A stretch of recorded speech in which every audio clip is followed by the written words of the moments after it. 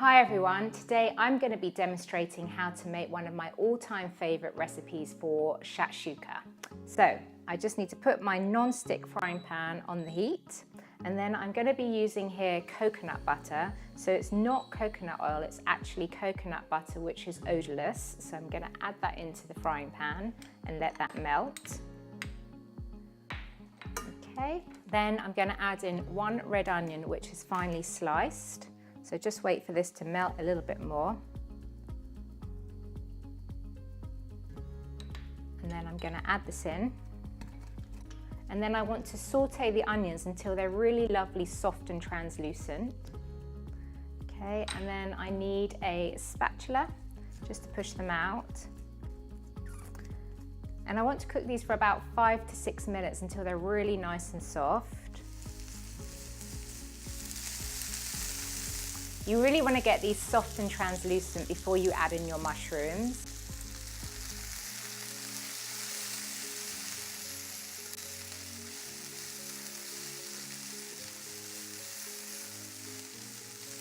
Now my onions are really soft and translucent. I'm going to add in my sliced shiitake mushrooms. I prefer to use shiitake mushrooms. However, if you've got a preference of mushroom, please feel free to use it. The reason why I'm using shiitake mushrooms is they don't let out too much moisture, and I just think they don't discolor the onions, so it keeps it really nice and soft. So I'm going to add these in now. So carry on cooking the mushrooms until they're soft, so about another 4 minutes. Okay, so now my mushrooms are really nice and soft. I'm going to add in my favorite herb amare. If you don't have herb amare, you can use sea salt. So I'm going to add that in, a couple of pinches. This gives it really nice flavour, the herb amare, and just brings out the flavour in the mushrooms and the onions. I'm adding in garlic granules. However, if you prefer, you can use fresh garlic, or you don't have to add it in. It's entirely up to you. Okay, and then I'm going to add in some cracked black pepper here. So if you're using a grinder, a couple of twists here. So I'm going to add in, again, about 2 pinches or 3. So that's going in. And then I'm going to carry on cooking the mushrooms. So just keep turning them over. So make sure all the mushrooms and onions have incorporated the seasonings. And then I'm going to add in my lovely tomato passata sauce here. So carry on cooking. Really mix that around and make sure everything's all incorporated in the seasoning. Okay. So now I've got a passata tomato sauce here, so I'm just going to pour that in, just gently. Okay, so this is 100% natural, the passata sauce, but personally, I just like to add a touch of sweetness into the sauce. So I'm going to be adding in agave here. You can add maple syrup if you prefer, or you don't have to add any at all if you don't want to. But I always just find with a tomato base, it's really nice to just have a little touch of sweetness so it cuts through the acidic of the tomatoes. So adding in the agave here. Get the last drips out. So I've now got in here my sauteed onions, mushrooms, all my seasonings. I've got my lovely passata sauce. I've added in my natural sweetener. And now I'm just going to let this cook for about 15 to 20 minutes because you just want all the flavors to come together and you just want to reduce the liquid slightly. So my shakshuka has now been cooking for about 20 minutes and it's slightly reduced, so the sauce has gone all delicious and thick. As you can see, it's bubbling away. I'm now going to turn the heat right down because this is the tricky part. I've got to get the eggs in. So I'm going to rest my spatula there. So what you need to do is you need a spoon, a bowl and your eggs. So first things first, crack your egg into your small dish. You really need to use really fresh eggs here, so that the yolk and the white bit coagulates around the edge there. So just push off and put a little well in the middle, and then just slide the egg in like that. Let's pick up the edge here, and then just pop that there. And keep going with all the eggs. I'm going to be using 6 eggs here, depends on how many people you've got coming. It's a great dish and it's really filling, so I would say 1 egg is enough if you've got other things going on like avocado, tomato and some delicious bread, or personally I like to have 2 and that's really simple for me. So again, push off and then just drop the egg into there and then wipe off the edge, and then just repeat with all the eggs. So with the sauce, you can actually get the sauce made in advance, so like the day before. You can have the sauce already cooked, so you just need to heat it up and add in the eggs. So I'm going to repeat with all the eggs, so just crack into your small little dish here. It's best to do these obviously one by one, so just take your time. I've turned it right down on the heat so it's not splashing or making me feel at all anxious, so just keep it really low and think about where you're positioning your eggs as well at the same time, because you want to have even cooking time. So just make sure you've got everything to hand as well, your spatula, and then your egg's going to go in there, and then just one more egg. This is the final egg.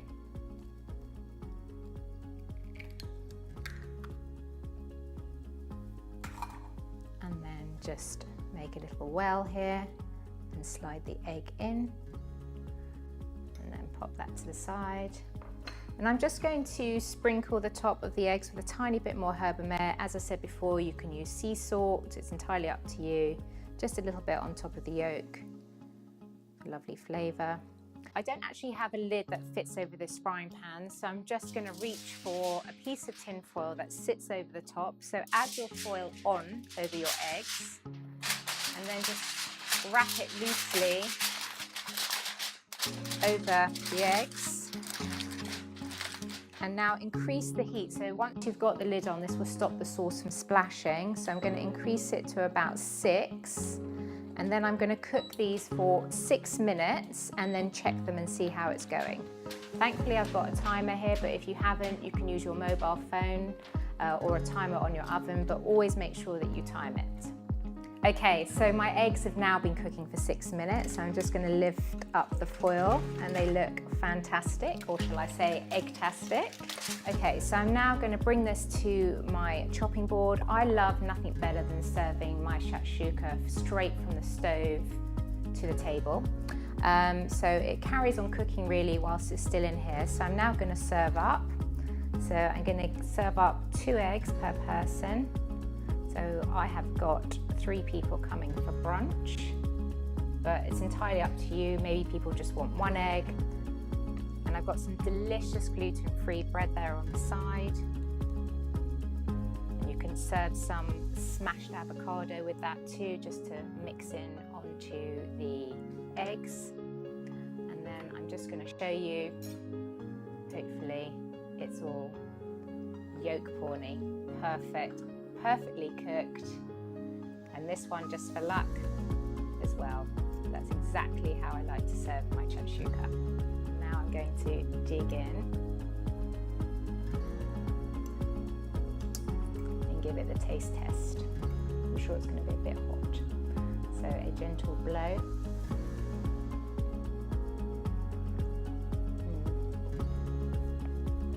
Slightly hot, but there's nothing that beats that.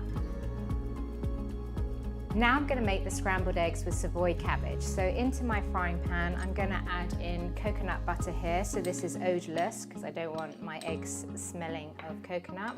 So I'm going to pop that on the heat, so medium to high. So I'm going to let the coconut butter melt. Then I'm using half a Savoy cabbage here. I just think this just gives it a really unusual, different texture to the scrambled eggs, and it's a great way to get added vitamins and minerals into your egg dish. So just going to wait for the coconut butter to melt slightly, and then I'm going to add in the cabbage and wait until it's sautéed and soft.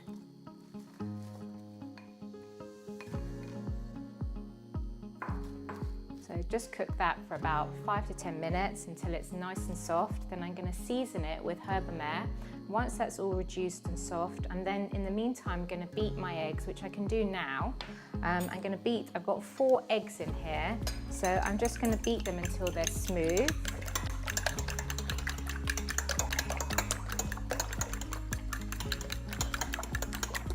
Okay, so my eggs are beaten. I'm now going to add a touch of white pepper The reason why I'm using white pepper is that you don't really see it, so aesthetically it's great to use white pepper. Again, I'm using herb mer, so I'm just going to give that a couple of pinches. I don't want to add too much because I'm going to add some herb mer into my Savoy cabbage. So I'm going to get it really nice and soft.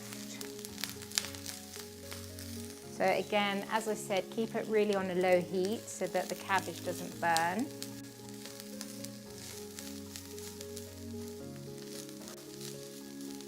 And you just want to be quite patient with it so that it all wilts down. And at this point you can start to add in some of your herb mer or sea salt, because that will help draw out the moisture of the cabbage. So I'm just going to add in a couple of pinches here.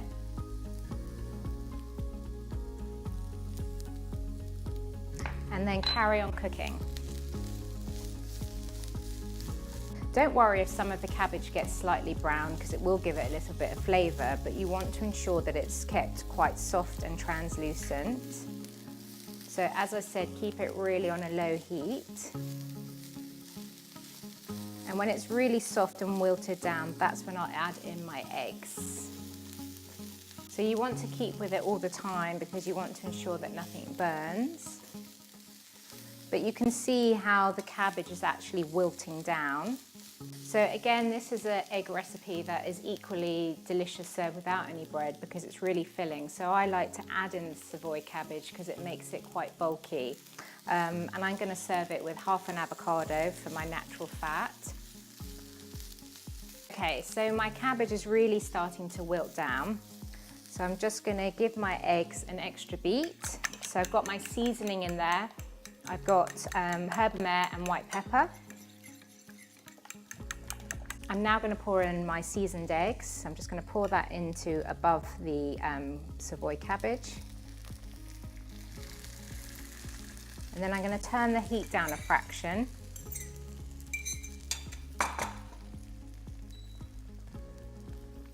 And I like to cook this over a really gentle light, really low,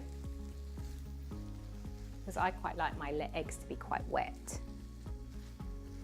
So just fold it over. Okay, so my eggs are now cooked. You can see that the eggs form together around the Savoy cabbage. So I'm just going to pop that here, just leave it to cool. I'm going to turn this off the heat. Okay, so no egg dish ever goes amiss without some delicious creamy avocado. So I'm going to serve this Savoy cabbage scrambled eggs with an avocado. So let's hope that this is perfect inside. Wonderful.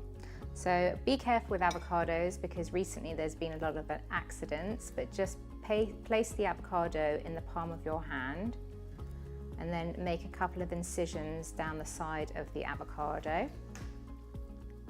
And then using a spoon, just slightly release this in your hand like that.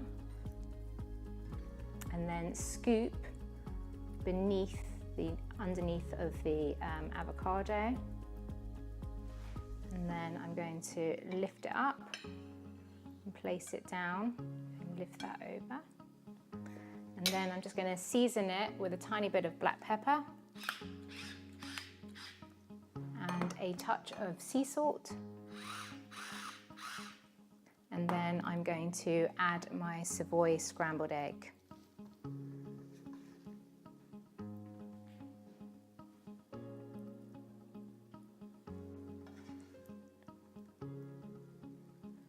And that's a really delicious, lean yet green, tasty dish.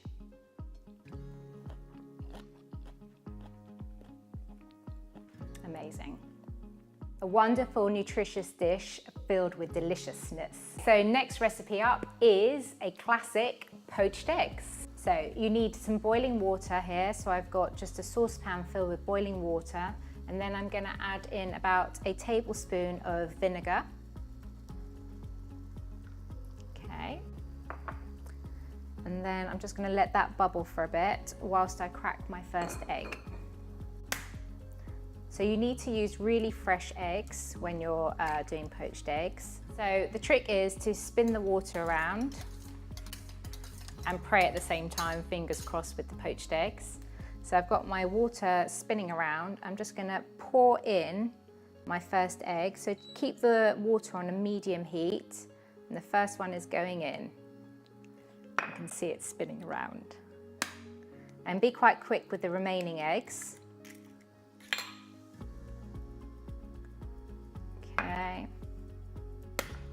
And I'm going to do 4 eggs here.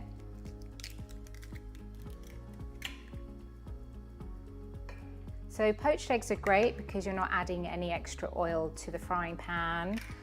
So this is a really clean way of having eggs. So I'm just going to slide in the last egg here. Okay, and then I'm going to just turn the heat up a fraction.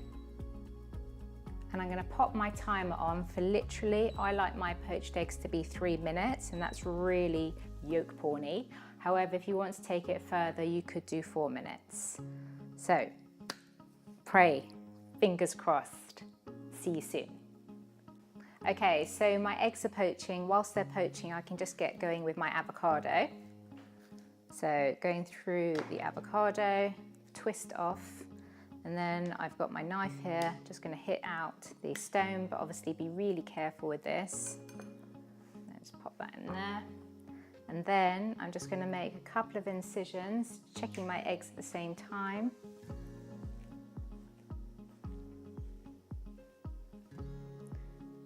You can always turn it down a fraction if it's too high. Okay, and then there's a few more incisions.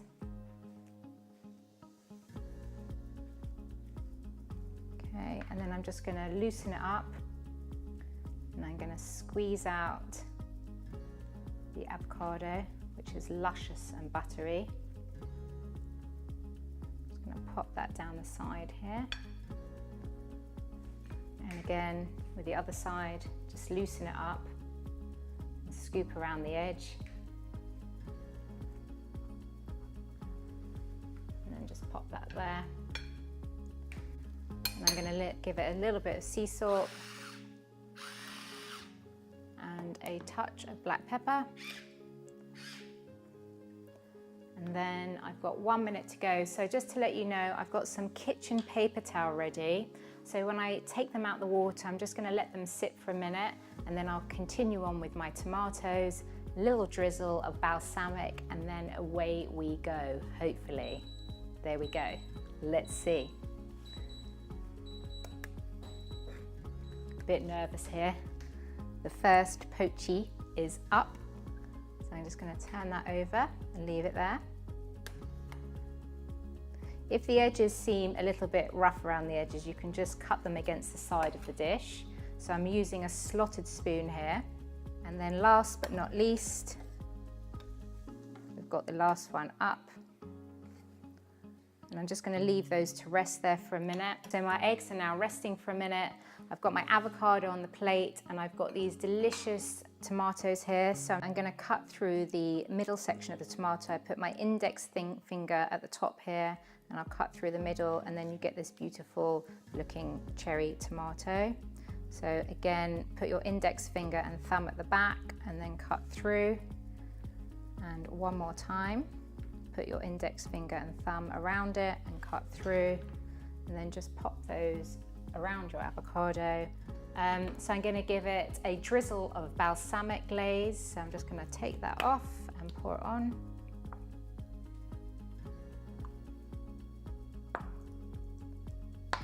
And then I'm going to pop the poached eggs over the toast. Always put the best one on top.